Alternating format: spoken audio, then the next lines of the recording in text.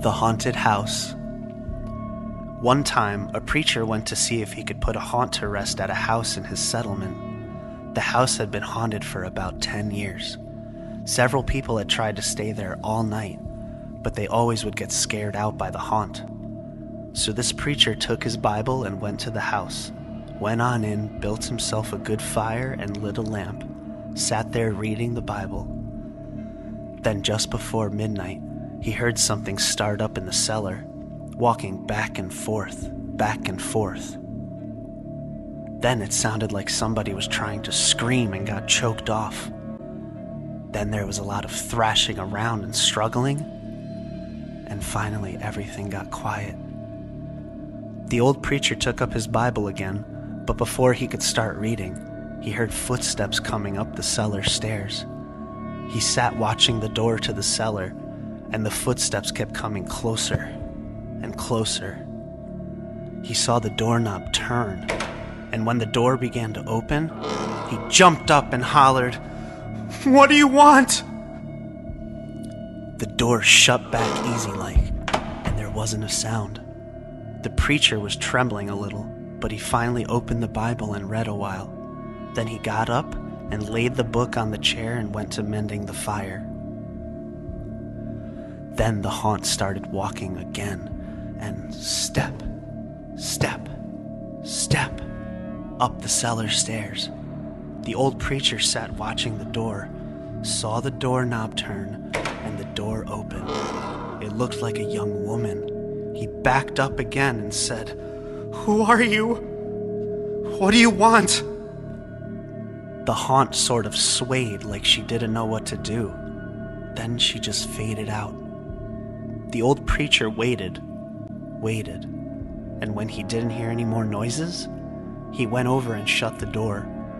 He was sweating and trembling all over, but he was a brave man, and he thought he'd be able to see it through. So he turned his chair to where he could watch, and he sat down and waited. It wasn't long before he heard the haunt start up again, slowly. Step, step, step, step, closer and closer, step, step. And it was right at the door. The preacher stood up and held his Bible out before him.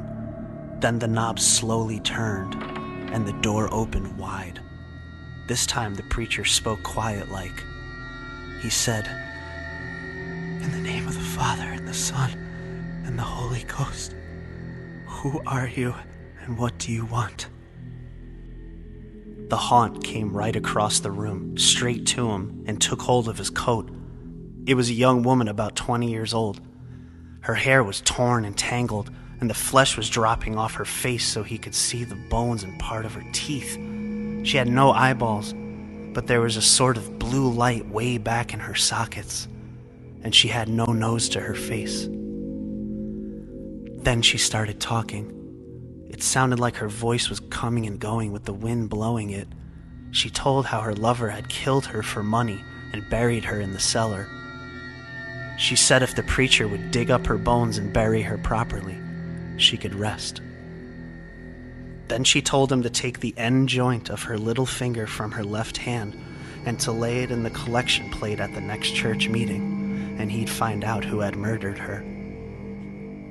And she said, "If you ever come back here once more after that, you'll hear my voice at midnight, and I'll tell you where my money is hid, and you can give it to the church." The haunt sobbed like she was tired, and she sunk down toward the floor and was gone. The preacher found her bones and buried them in the graveyard. The next Sunday, the preacher put the finger bone in the collection plate, and when a certain man happened to touch it, it stuck to his hand. The man jumped up and rubbed and scraped and tore at the bone, trying to get it off. Then he went to screaming like he was going crazy. Well, he confessed to the murder, and they took him on to jail. After the man was hung, the preacher went back to the house one midnight, and the haunt's voice told him to dig under the hearth rock. He did, and he found a big sack of money. And where that haunt had held on to his coat, The print of those bony fingers was burned right into the cloth. It never did come out.